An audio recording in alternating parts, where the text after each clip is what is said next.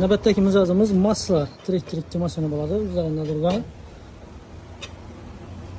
Goodyear 215-55-17 razmerdagi balonlarni hisoblab olib, bu mashinamizga 235-55-17 razmerdagi Delmax balonni tutib berganmiz.